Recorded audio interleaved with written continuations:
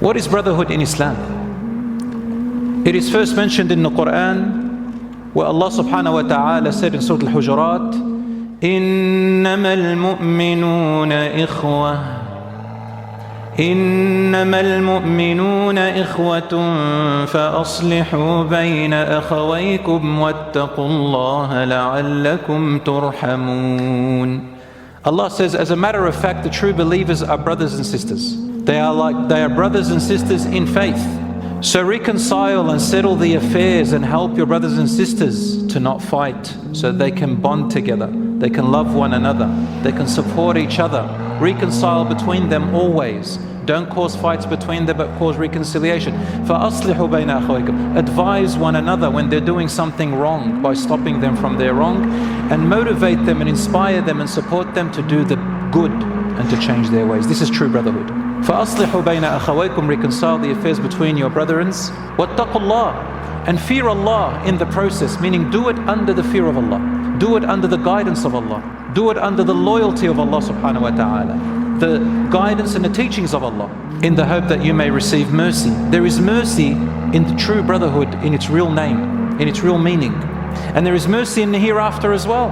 Allah tells us that those who used to be brothers and sisters and love one another for the sake of Allah, under Allah's guidance, on the day of judgment, what does the Prophet, peace be upon him, describe them as? Listen to the beautiful hadith in Abu Dawood, number 3527. The Prophet, peace be upon him, said to his companions once, there are among the servants of Allah that I know, and Allah has shown me, I have seen them, I know them, meaning Allah showed him in the future on the day of judgment. They are neither prophets nor are they martyrs, but on the day of judgment the prophets and the martyrs will envy them. How will they envy them? Meaning they will be impressed by what they see in them, that they would like to have a share of that too. Or, you know, when we talked about envy, there's good envy and bad envy. They will envy them in a good way, meaning they'll be so happy with them but impressed for them. They will envy them in a good way on the day of judgment because of the status that they will receive. They said, "O Messenger of Allah, please tell us who they are."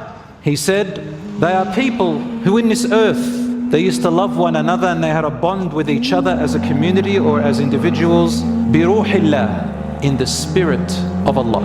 What is the spirit of Allah? Meaning within the guidance of Allah, in the love of Allah. They loved each other under the spiritual guidance and umbrella of Allah subhanahu wa ta'ala. Ala ghayri arhamin baynahum. Even though they did not have any relationship of blood or lineage between them. They weren't cousins or relatives or family. Nor were they having a bond based on money or property, which they were partnerships in. For wallahi, he said, sallallahu alaihi wasallam, their faces are light. They're not made of light, they are light itself. They are nur itself, like the sun. And they will be on towers of light. They will not fear when everyone else will fear, and they will not be saddened when everyone else is saddened. And then the Prophet, peace be upon him, recited the ayah, أَلَا إِنَّ أَوْلِيَاءَ اللَّهِ لَا خَوْفٌ عَلَيْهِمْ وَلَا هُمْ يَحْزَنُونَ. Behold, the true, pious, close ones of Allah, there will be no fear upon them and no harm upon them. And these same brothers and sisters in this world, who are brothers and sisters in Iman and faith, on the day of judgment will intercede for each other. They'll say, my Lord, so-and-so, we used to do this such and such good act together. We used to go to the masjid together. We used to do charity together. We used to help and assist together.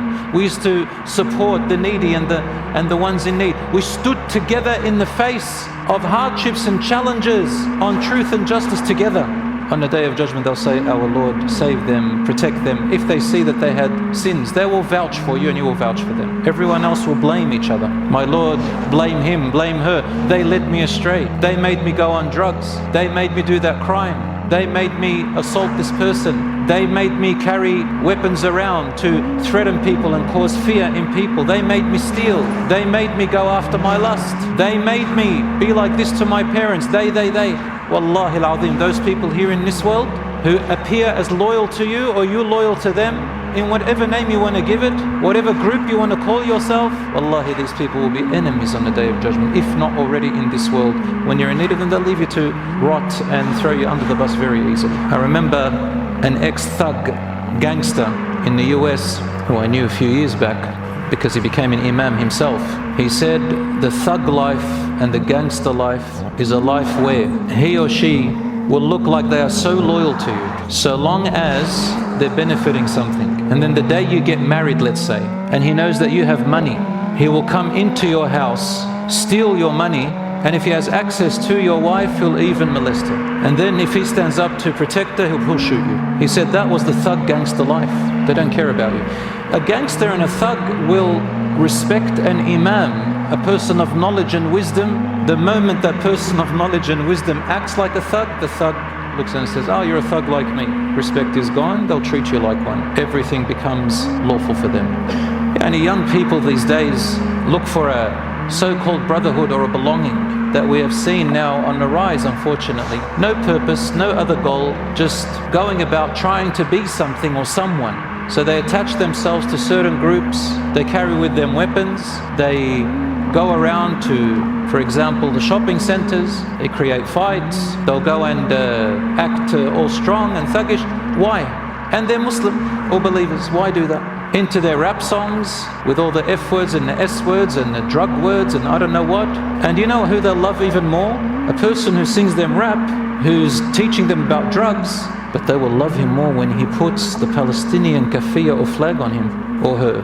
He's the hero because they put a Palestinian flag. Islam and Deen and Brotherhood cannot be played around with. Yes, maybe that's a good cause, but they're not role models. This is called hypocrisy.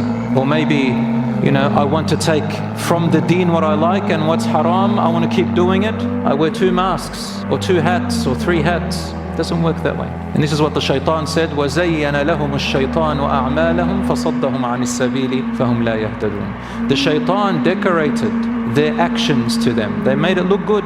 So he took them off the right path and you will find them not being guided no matter how much they go. So brothers and sisters, brotherhood and sisterhood is not one that is based on these worldly materialistic things or these criminal gangster things. And it's not based on looks or appearance or popularity. The brotherhood is for what? Who is the main player in our brotherhood? When we are brothers and sisters in Islam, in faith, who is the main player?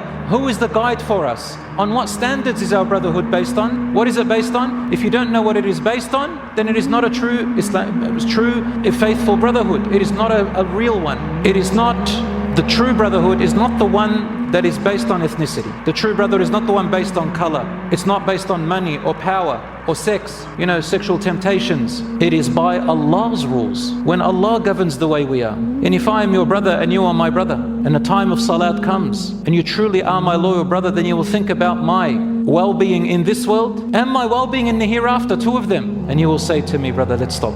Let's go to do our salat. You remind me and I remind you. You might say, well, what about a non-Muslim who reminds me of salat? They're pretty good. There are some non-Muslims, mashallah, who have amazing character and they're quite loyal and they'll remind you of your prayer. But that's only halfway. Why? Because you're not sharing the same brotherhood bond.